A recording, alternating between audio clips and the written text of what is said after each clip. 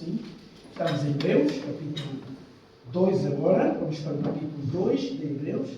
Continuando essa narrativa. Mas a partir do capítulo 2 vamos continuar aquilo que o nosso autor está a dizer sobre Jesus Cristo e a singularidade da sua pessoa. Tudo tem que ser vivido em função de Cristo. Nada mais que Cristo.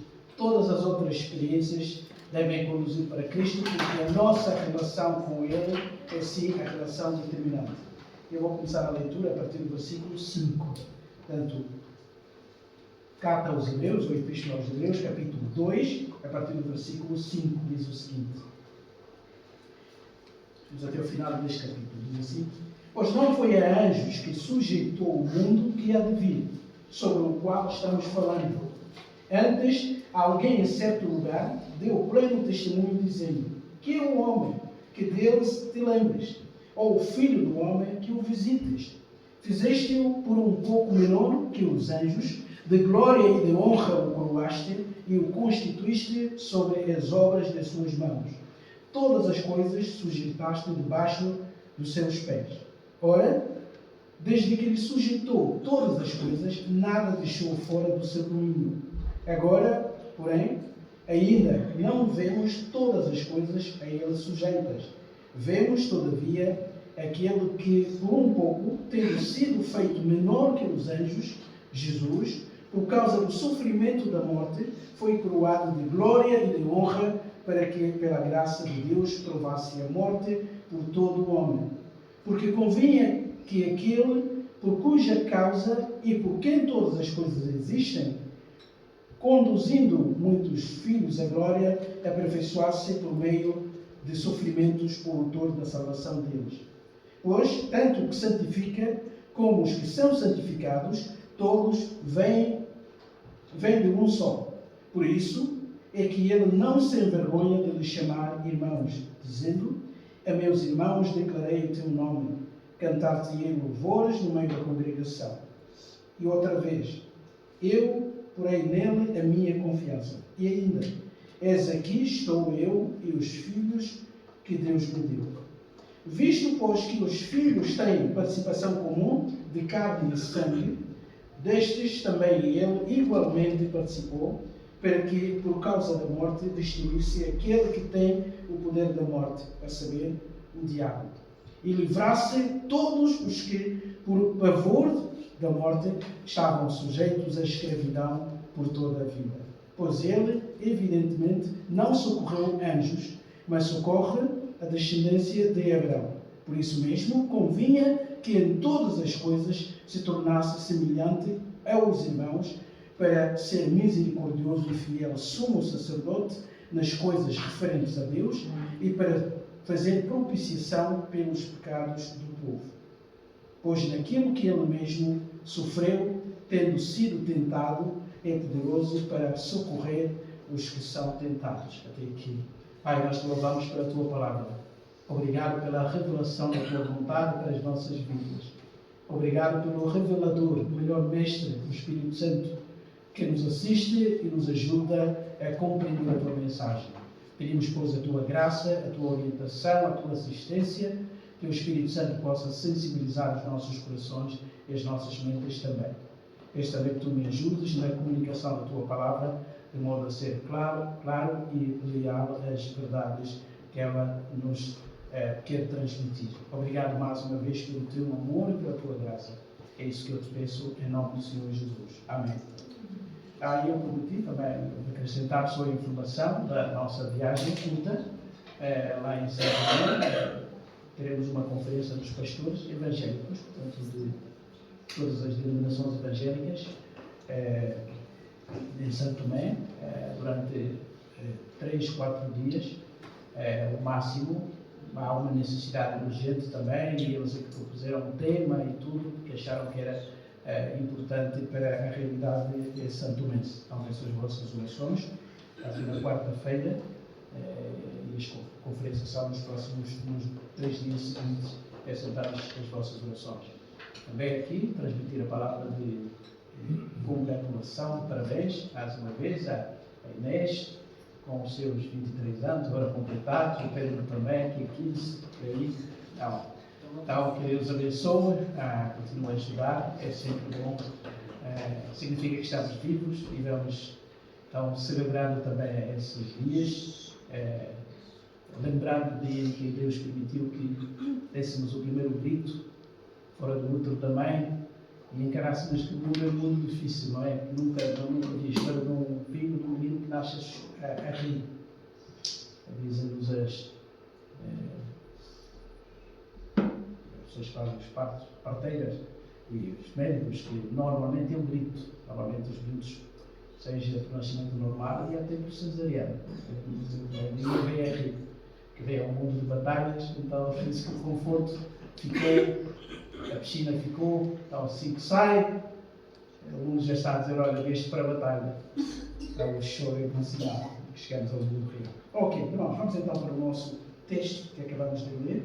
O autor continua a mostrar que Cristo é o melhor tesouro que alguém pode ter. Não conhecer Cristo é passar pelo planeta Terra sem nada nas mãos. Porque um dia nós todos compareceremos diante de Deus, se a morte não nos levar antes, daqui ao último dia, portanto, sem nada nas mãos. Deus não vai requerer nada de nós, a não ser apenas a sentença ou de entrada na vida eterna, já sem com corpo de morte, ou então na condenação eterna, como a própria Bíblia o afirma. Os critérios que vão determinar isso é o seguinte, é que aqueles que estão em Cristo Jesus, aqueles que foram comprados pelo sangue de Jesus Cristo, irão experimentar a vida eterna. E todos aqueles que não tiverem a marca do sangue de Cristo, então irão para a condenação eterna. Parece cruel, parece violento a nossa perspectiva. Estava a ouvir uma pessoa que dizia como é que para ele não fazia sentido, porque como é que alguém vai, por mais pecados que cometa neste mundo, vai viver apenas algumas décadas. O máximo dos máximos na nossa experiência de hoje, 10 décadas. Raramente as pessoas chegam na 11ª década. Então são poucos anos de vida. Por mais crimes que essa pessoa cometa, como é que depois vai sofrer eternamente? E acham essa doutrina violenta demais e dizem, não, Deus assim eu não quero. Mas o problema não é a satisfação das verdades bíblicas na nossa vida. Não é aquilo que me satisfaz é que se torna verdade. Pode me tranquilizar aparentemente, mas a Bíblia continua a afirmar que é assim. E o mundo será dividido não em muitas classes, apenas em 2 classes. Aquela classe ou aquela turma, como dizem os nossos irmãos brasileiros, que estão debaixo do sangue de Cristo e aqueles que não estão. E quanto à eternidade, porque o pecado não tem a ver com o homem, tem a ver com Deus. Dizia Martin Lloyd Jones, sem Deus não há pecado. O pecado é cometido contra Deus. Pode prejudicar o ser humano, mas ele é primeiramente uma ofensa contra Deus. E esse Deus é um Deus eterno. Por isso é que tanto o favor que ele oferece é eterno, como também a condenação que ele realiza é eterna. Portanto, não se trata de números de dias aqui. Quem é ofendido é um Deus eterno. E ele estipulou isso. Por isso é que a Bíblia alerta que nesta vida aqui, ou enquanto vivemos aqui, é o momento ideal para respondermos a essa chamada divina. E o autor tinha isso em mente, escreveu essa carta. E ouvindo que muitos dos seus compatriotas rejeitavam a Cristo, ou estavam prontos a rejeitar, quase, alguns até deixaram de frequentar as igrejas, como ele próprio vai dizer no capítulo 10.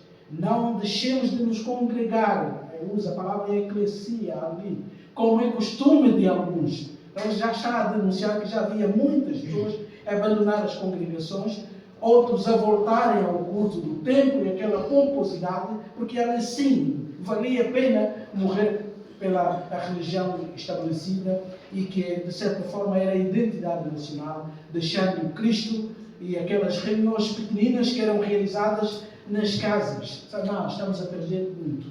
Então o autor diz, não façam isso. E ele começa a comparar Jesus com os anjos, como nós já vimos, e faz uma exortação no início do capítulo 2, também como vimos, de 1 a 4. Ele vai fazer isso ao longo de toda a carta. ele apresenta uma verdade, faz uma comparação entre o Antigo Testamento e o Novo Testamento, destaca a pessoa do Senhor Jesus Cristo e depois faz uma exortação forte, chamando a atenção dos seus destinatários e ouvintes. Então é a mesma coisa que ele faz aqui também. Ele alerta aqui no início do capítulo 2, dizendo assim: se a lei dada a Moisés exigia obediência concreta, e quem não obedecia aqueles mandamentos, mesmo aquelas cerimônias, aquelas práticas, podemos dizer assim, aparentemente humanas, dadas por Deus sim, mas executadas pelos humanos. Quando alguém violava a lei de Moisés, sofria as consequências. Então a conclusão dele é que como é que nós escaparemos da grande oferta, da grande salvação? Acham que desprezar o sangue de Jesus Cristo é menos grave do que violar, por exemplo, uma caminhada num sábado, por exemplo? E se ali as pessoas às vezes pagavam com a própria vida, o que é que acham daquele que um dia ouviu falar do Evangelho, aparentemente aceitou aquela mensagem e até fez parte da igreja, provavelmente até foi batizado e participou na ceia muitas vezes, e um dia rejeita tudo aquilo? O que é que vocês acham que pode acontecer a uma pessoa assim? Então ele não poupa palavras para dizer que quem faz isso então está a cometer uma espécie de suicídio intelectual. E depois disso de comparar Jesus com os anjos, ele agora enfatiza o lado humano da encarnação. E esse texto é belo. É belo enquanto nos aproximamos do Natal. O Deus eterno, o Filho de Deus eterno, ele resolveu limitar-se como ser humano. O Criador do Universo, o Criador do ser humano, decidiu receber a natureza limitada para vir a este mundo e executar esse grande plano.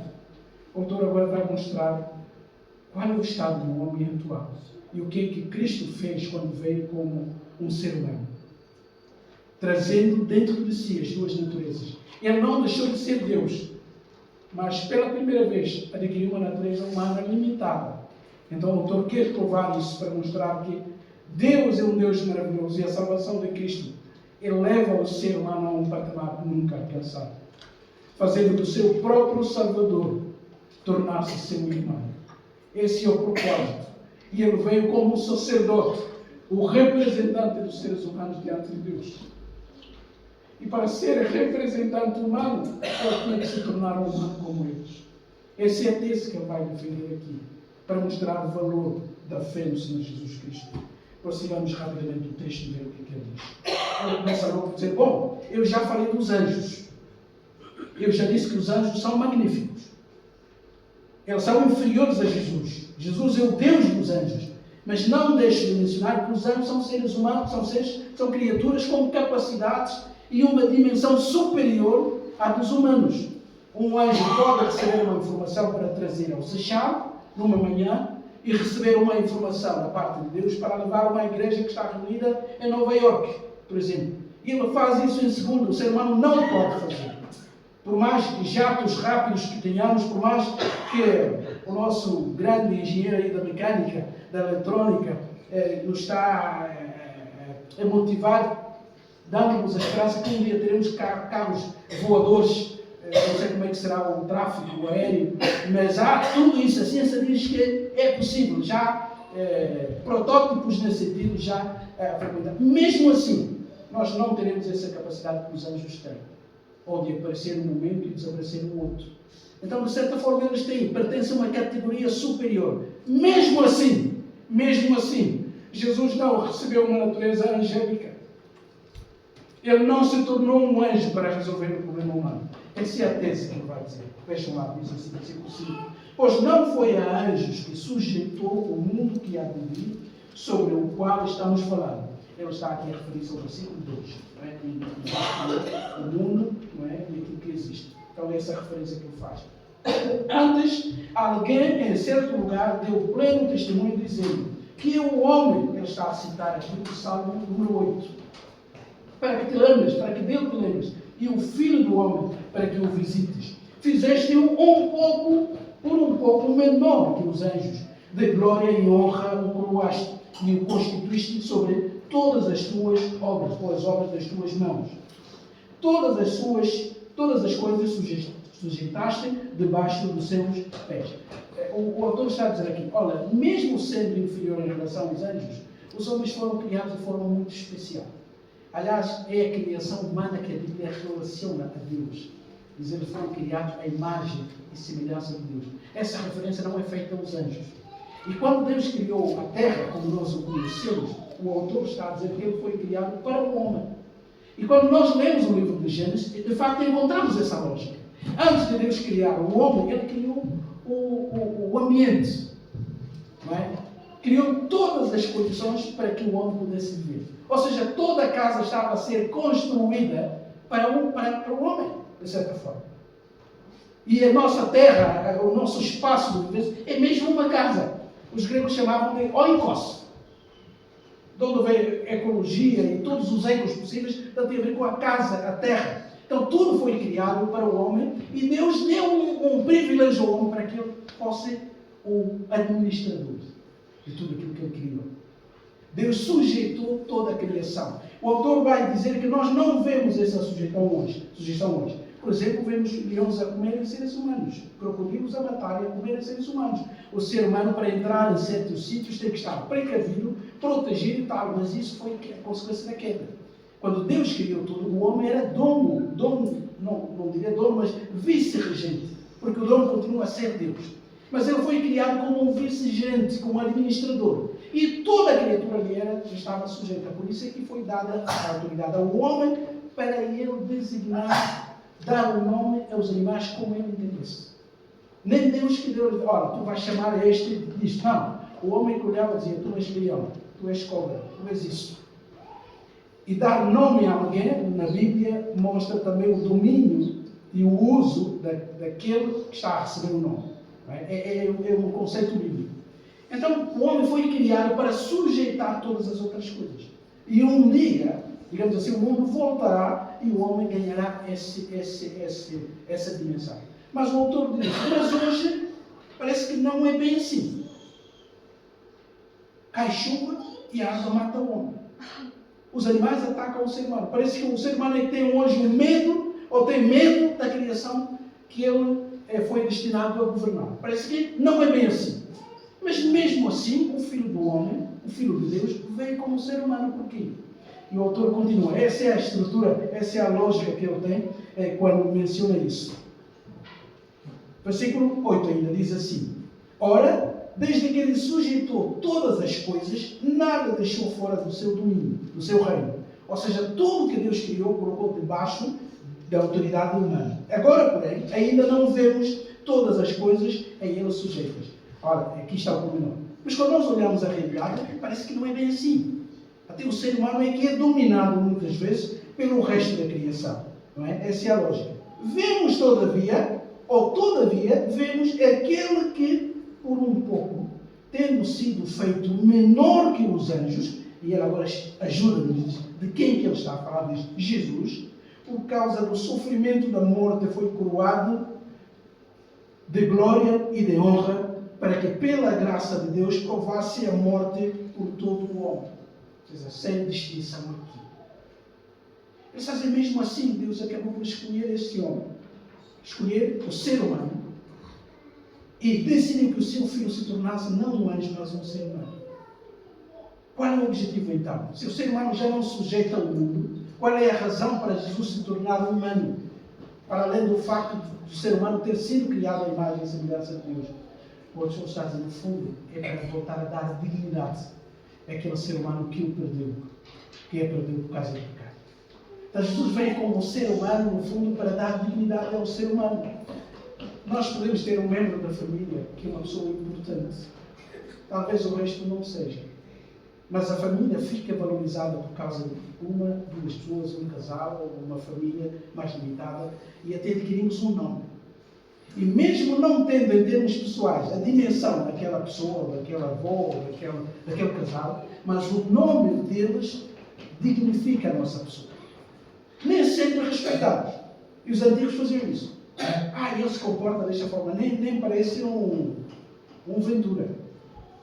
Ou um Sousa. Porque os Sousas têm uma maneira de ser.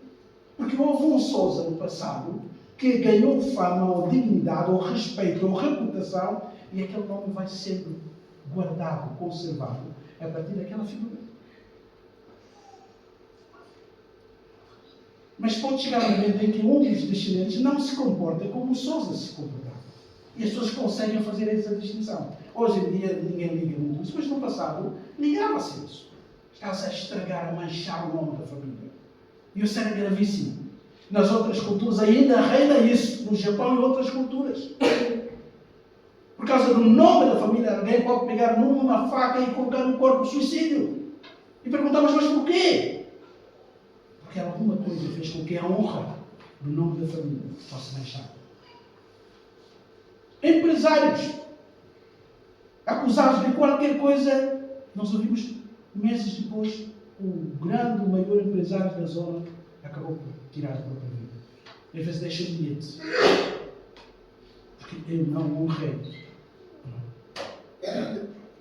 Então o autor está a dizer que Jesus veio então, mesmo com a natureza deste homem caído, já não observamos que ele domina o mundo, mas Jesus decidiu fazer isso. E o autor explica, versículo 10. Porque convinha que aquele por cuja causa e por quem todas as coisas existem, lembra-se do início da própria carta, conduzindo muitos filhos à glória, aperfeiçoasse por meio dos sofrimentos o autor da salvação de Deus. Jesus foi aperfeiçoado. Como é que é o Filho de Deus também foi aperfeiçoado? Aperfeiçoado significa foi ganhando maturidade. Então Jesus, mesmo sendo humano, mas por ser Filho de Deus, não, isso não era suficiente para ele nascer já como possuidor de todo o conhecimento humano, não. Por isso é que precisou ficar 9 meses no útero da mãe. Senão também era automático. A mãe ficava grávida num dia e tinha um filho no outro. Mas não. Deus realiza obra milagrosa muitas vezes, mas o processo muitas vezes para cumprir é um processo natural. E Jesus cresceu como qualquer outro menino. Aliás, os evangelhos dizem isso. Lucas disse, Jesus crescia em sabedoria, em graça, em estatura. Nasceu um bebê, um dia foi um adolescente, um outro foi um jovem. Passaram-se anos. E ele foi aprendendo. O autor ainda, Lucas, aprendeu a obediência. E Lucas confirma isso no seu evangelho. Quando Jesus ficou em Jerusalém, foi encontrado pelos pais, foi levado pelos pais, ele crescia e obedeceu a seus pais, humanos neste caso.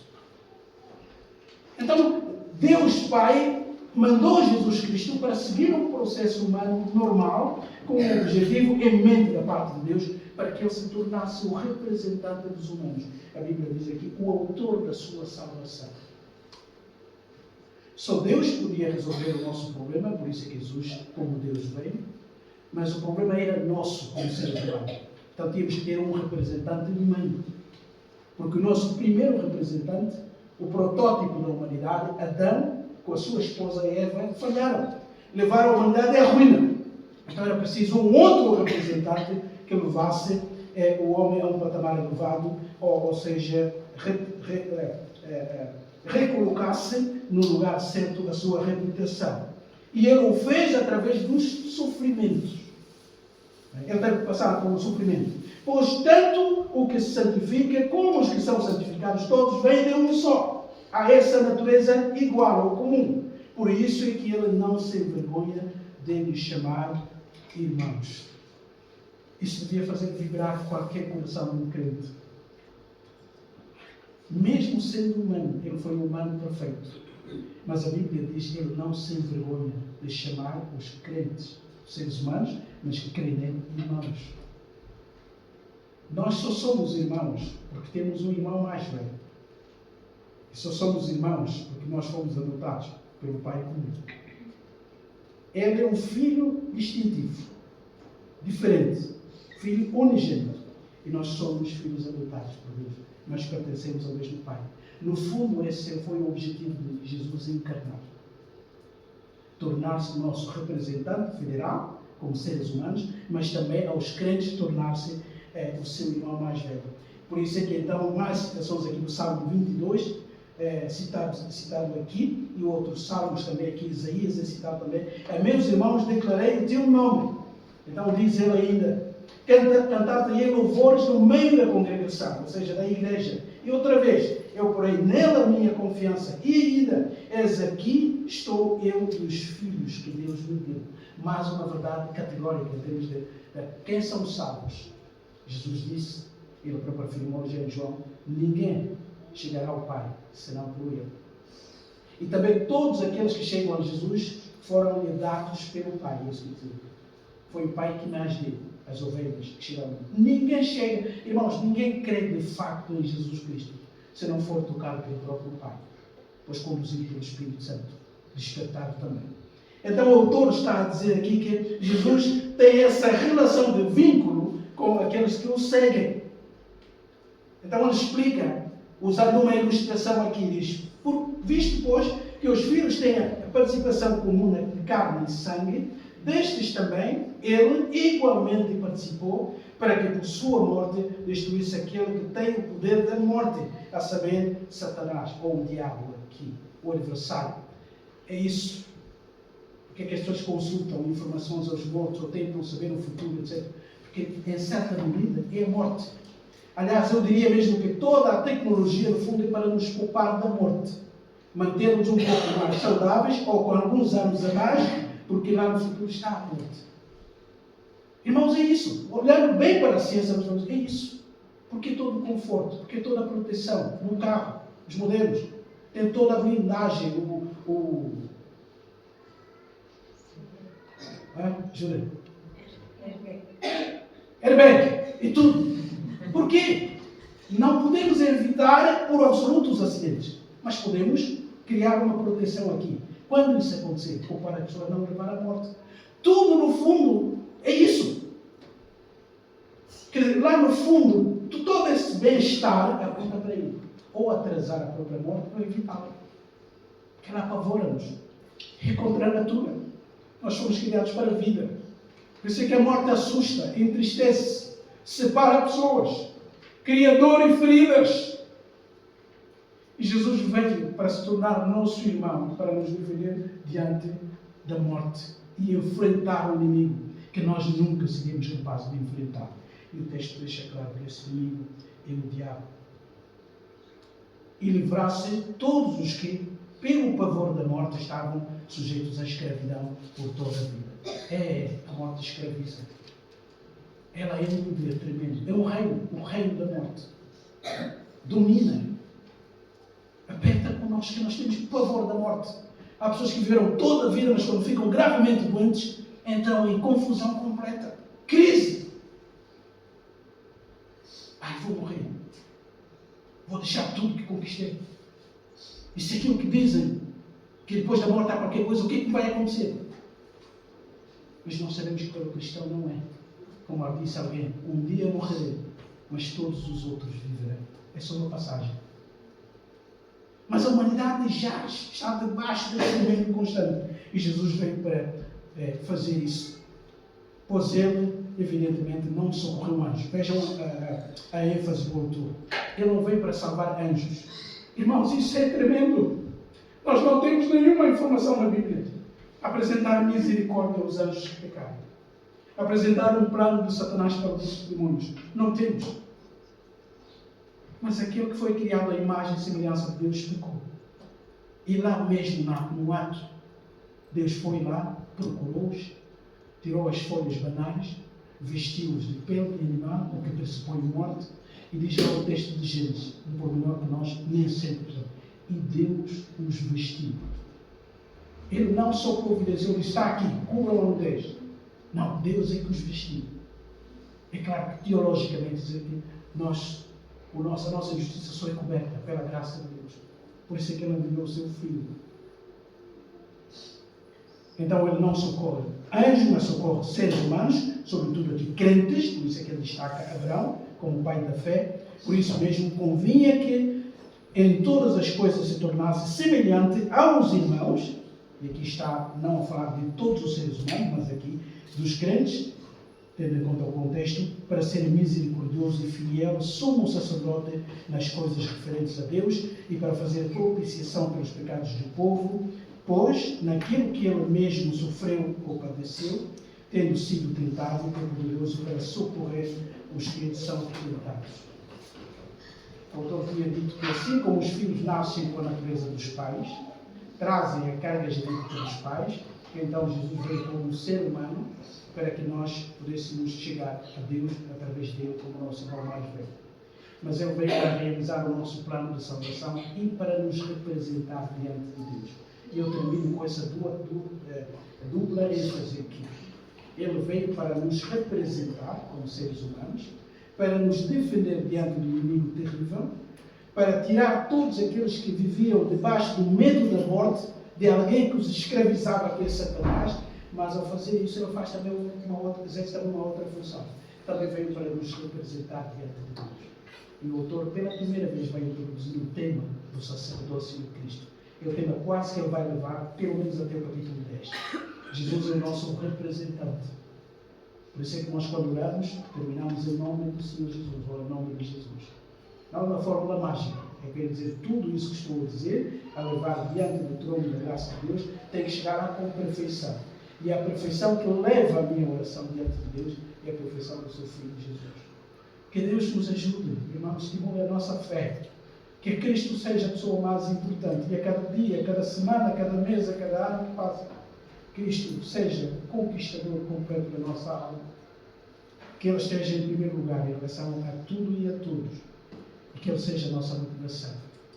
E o ser humano, apesar de cair, Jesus veio como ser humano, para ser o seu mais velho, irmão mais velho, para o representar em tudo, inclusive para morrer em seu lugar. A Ele toda a honra e toda a glória. Pai, obrigado pela Tua palavra.